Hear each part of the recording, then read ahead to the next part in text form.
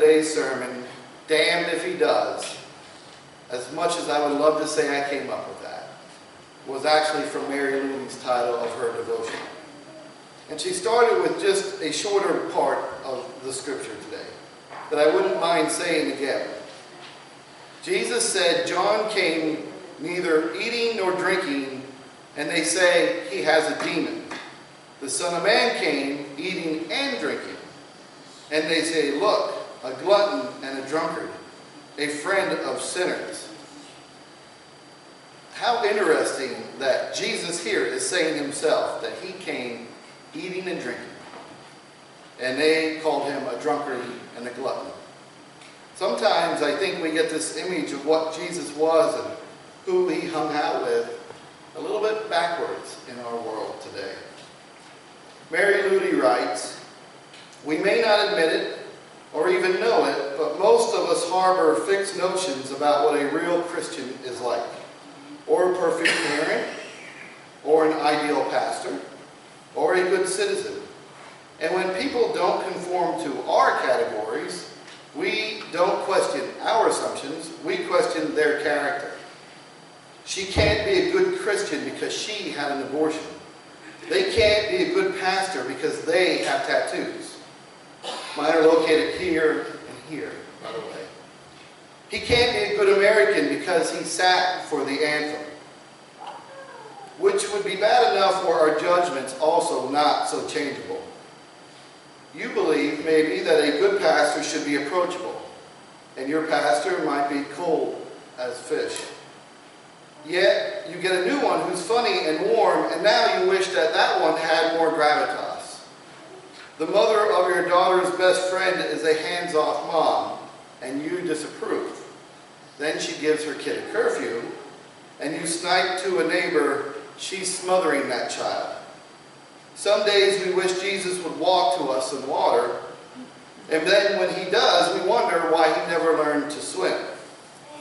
Never satisfied, we curdle with snark, consistently inconsistent. We're always missing the ingenuity of grace. It frustrates the heck out of Jesus. Here he calls it out, the poverty of imagination.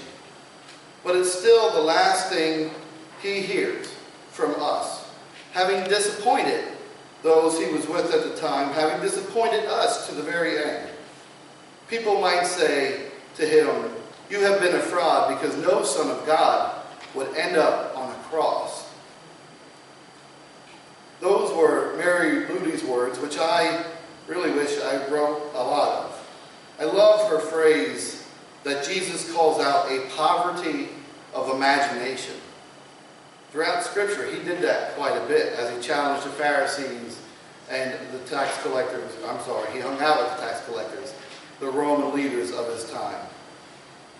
I'd like to throw in a few other examples. We've all experienced this at some point, whether being in an organization or being a parent or child or part of a church or any other thing.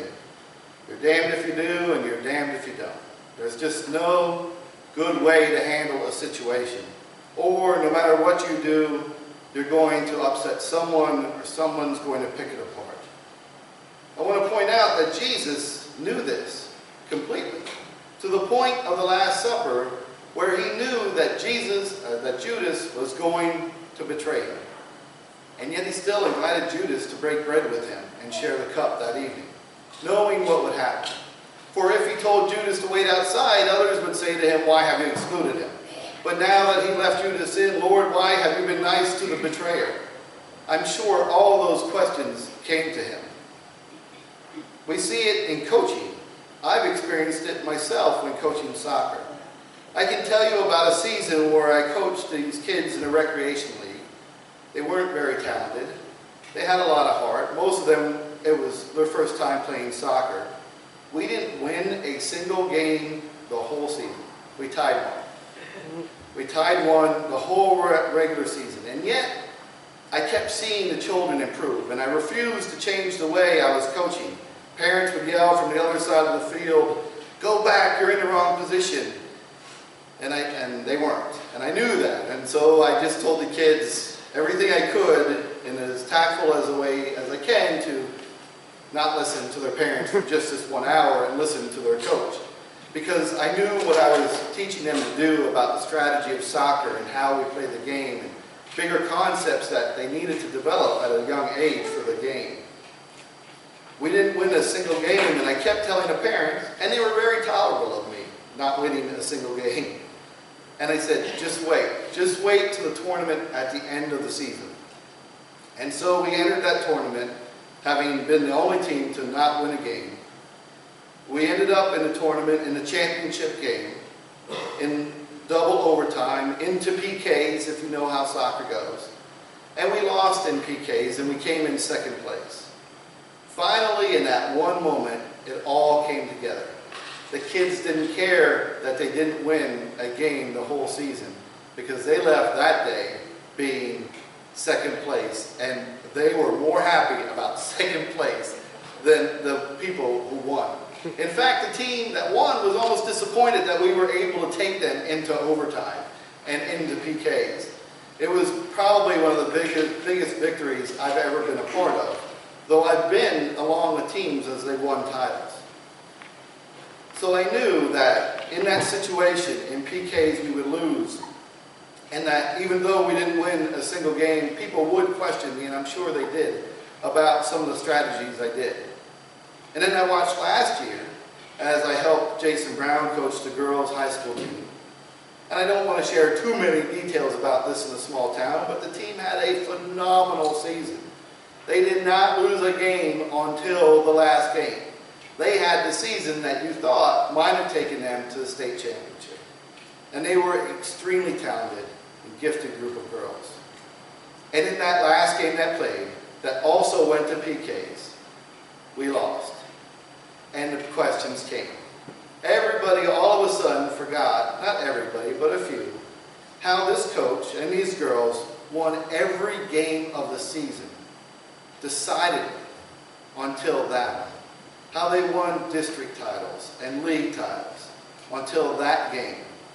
And then they questioned him. Why didn't you put so-and-so in to kick a PK? And he took all that. I watched him take that without ever telling anyone the answer of why he didn't put the person that some people thought should have been in there. I know that that person asked him, please don't put me in this situation.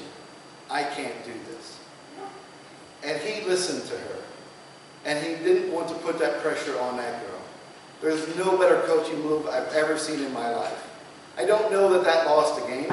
To be honest, there was a lot we could have done different in that game to win it. And yet, I think we realized there were teams out there better than us. But no matter what he did in that moment, he was damned if he did and damned if he didn't. If he had put her in, it could have ended up even worse. Not just on him, but more importantly on her, if she had missed. And then the parents would have been upset about that. How could you do that to our daughter? Now, this leads into the church life as well. And I can say this because I'm not the only pastor who has experienced this, and I don't mind calling it out because it's actually a very common thing that churches like ours experience and go through. In fact, we kind of joke a lot about it in the church world. Churches will constantly and always, when looking for a new pastor or showing their desire for what they want in a new pastor, they will say something like, we want a younger, innovative person who will bring in the young people to our church. I know that this church said that when I came here. I know that those questions were asked, and the overwhelming majority of people said, we want someone who's going to do these things. Not just because of me, but because of the work of God and the Holy Spirit and other people in this church who are strong leaders. We have done exactly that. The average age of people in our worship is 46. That may not seem young to you, but it is. In our denomination, the average age of a person in church is 68. We are more than 20 years below that average. And as Skip has pointed out, we have a 103-year-old outlier out there driving that age way up. We might be down in the 30s if Francis wasn't enjoying such a good long life. And yet, Francis, I can tell you honestly, at 103 is one of the most youthful thinking people in this congregation. She's not afraid to imagine new things, and she's not afraid of change. She's lived long enough to see that change doesn't destroy the world. And yet I hear on a regular basis, though only a few have had the courage to say it to me, he's changing too much. I just did exactly what you asked me to do, and now you're not happy with it. I'm damned if I do, and I'm damned if I don't. And so I did not what the church asked me to do, and we have done, but what God has asked me to do. You see, pastors go into jobs, as Jesus did, into his ministry, not because it was better money, not because it was a better position. We're kind of crazy like that sometimes, although people expect fair compensation for things. I'm here not because of you. I'm not here because of me. I'm not here because it was a good financial choice or a better position or even an easier job than the one I had before. I came here because this is where God told me to come. I knew that I was supposed to be here to do my work. I hope that when you are here, and if you question things that I may do or others may do in our ministry, that you are doing so at least knowing that God is calling you to do that. If God is calling you to oppose a new idea, I respect that. But if you are opposing a new idea only because it's different, or only because you don't like it, this is the wrong organization for that. We are here to do things that God calls us to, not that we like to do. I see this happen, and boy, I really hate to sympathize with these guys right now. Not just to pastors. And don't worry, we're not alone. We're not the only church that does that. It happens everywhere to everyone, and we all joke about it. But it does happen. If I do one new thing, or we do it, somebody won't like it. If I do something different, well, why hasn't he changed anything? Nobody knew it was coming. They're not going to come if we don't change some things. Jesus knew this all too well. Again, I hate to sympathize with the next group of people I'm going to bring up with, because sometimes they really turn my stomach, no matter who they are or what party they're affiliated with. But boy, this happens to politicians all the time. And I cringe right now, feeling sorry for politicians. But I do, in a way. Because if you really step back sometimes from our political theater, I would call it, in our country, and even within ourselves, no matter what they do, no matter what they choose, no matter who it is, some people are going to be happy and others are not. For 8 years, I listened to one side complain, and I would say whine about all the changes that were being made in certain things. And maybe they were right. I will tell you in all honesty that I won't stand here ever and advocate for a specific person. I will also tell you that I've never come across a politician that I voted for completely thinking that I agreed with everything they did or would do. And we did that for 8 years, and now these same people are complaining that the other people are whining, and how dare you question our president when for 8 years you just spent the last 24/7 questioning the last guy. They're damned if they do, and they're damned if they don't. I think not only in our politics, but in our churches and in our businesses, even in our sports leagues, in our families as well, we ought to practice a little more leeway in our lives. We ought to sometimes give people the benefit of the doubt. Not to the point where it's hurting someone, not to the point where it's tearing something apart, certainly not to the point where it would drag a church or your family down. But we ought to practice a little more space for each other. We've come into a culture where we question everything right away, rather than thinking what its merits might be. Jesus got this as well. It's not new. We didn't invent this. It is kind of human nature.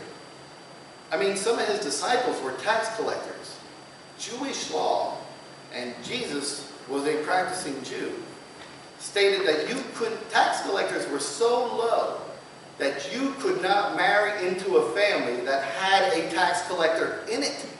Not you couldn't marry a tax collector, but if your cousin was a tax collector, a Jew couldn't marry you. Jesus picked a tax collector as a disciple. He picked prostitutes to hang around with and to sympathize with. He picked a Samaritan woman who had had multiple husbands to teach us a story about loving our neighbors. He didn't pick the righteous. He didn't pick the Pharisees. In fact, if anything, the established church was exactly to show us what we were not supposed to be doing at the time. Now, to comfort everyone here, I'm also not someone who likes to change everything. In fact, the few little minor changes we made in our worship are things I've inserted that are over 500 years old. They're not new. They even have fancy Latin words, which makes it feel even older. I think. So Latin always makes you feel kind of classic and older. We ought to give each other a little more leeway. Jesus did that. Jesus gave Judas leeway by knowing right before he was going to betray him, and he knew he was going to betray him, yet he invited him to dinner and broke bread with him. When we share in the Last Supper, we need to remember that at the very first Last Supper was the man who would send Jesus to the cross, who would betray him. And so why would we not share our Holy Communion with the same kinds of people that Jesus did? Even those that might betray us. That's tough. It's very tough. I'm certain it was tough on Jesus as well. In the end, Jesus did what I think I do often. He was there to do something God called him to do. Now, unlike me, Jesus, I believe, did things exactly the way they were supposed to happen. I don't always do that. I'm going to make mistakes from up here and from a meeting room and from other places, and I'm willing to admit that. But the thing I draw from Jesus on daily is people do question things. Because if there's one thing that will happen is when you start to grow as a church, you will get questioned on many things. Jesus still took it all the way to the cross. Jesus knew what he was called to do. Nothing prevented that. Not the betrayers, not the accusations, and nothing seemed that could prevent it. He didn't change because people would point at him and accuse him of things. And neither will I. I may change and learn from each other. But I will always, and we will learn from each other, and I will listen. And I hope our lay leaders, our deacons and elders of the church do this as well. But I know that I'm called to do something in this church that we are called to do together. And I don't think when people begin to question us, and they will. We put up another little free library yesterday, and I know, I've already heard of people saying they're trying to earn their way into heaven by doing good things. I don't know how to answer that. Well, I do, but I can't in church right now. We've already earned our way into heaven. In fact, we didn't do it. Jesus did it for us. And so everything we do, all the good works that people point to and say, look at them, they don't have grace, they're trying to do this by works, isn't because we're trying to earn anything. It's because we're responding to the grace we have received from God already. I hope that as you consider things, whether it's in this church or in your life, that you do so thinking of Jesus as well. Sometimes it's good to give people leeway for as often as you can, until you can't anymore. And those times exist. But always, it is good to stick with your path when you know, and you have prayed and spent time with God, that you are on the path you're on. It may not be the same path for everyone. God can be calling our church to do something, and for some reason calling another church to do the exact opposite. And we may not understand that. But as long as that is our intent, that is good.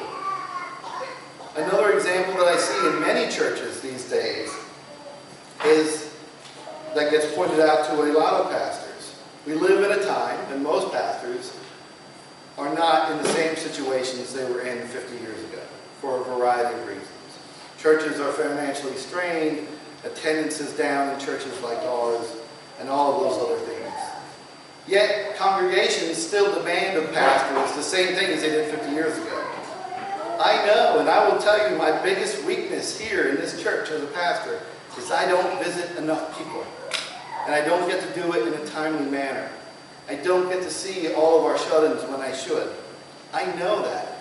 And I've heard that from the congregation. But in this right here is our church constitution.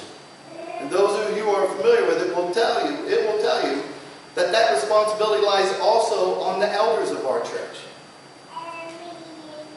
And I would point back and say that the elders of our church are not fulfilling that as well. Something that they promised to do. You're damned if you do, and you're damned if you don't. But we learn and we grow together, and we continue to do what we know, what we believe God has called us to do. Please join me in prayer. God, we come to you now so grateful for everything that you have given us as a church. For all the good that has occurred. For new people coming and visiting with us, both young and not as young. We thank you for the comfort that you give us, for the community that we were in, and that we are called in this time, at this place, to do work that needs to be done in our community. That other churches have mission fields on other continents, and we know that that is good. But I believe, as I know many others here do, that our mission field is here in our backyard, here in our community, and across the world. And that the pebbles of change we drop here in the Pine Grove area will change the world around us, and will change the world beyond us as well. God, we thank you for all the people that are here. Those who are leading us, and those who will lead us. We do this in Jesus' name. Amen. Now, before we get to Apostles' Creed, I do want to mention something that I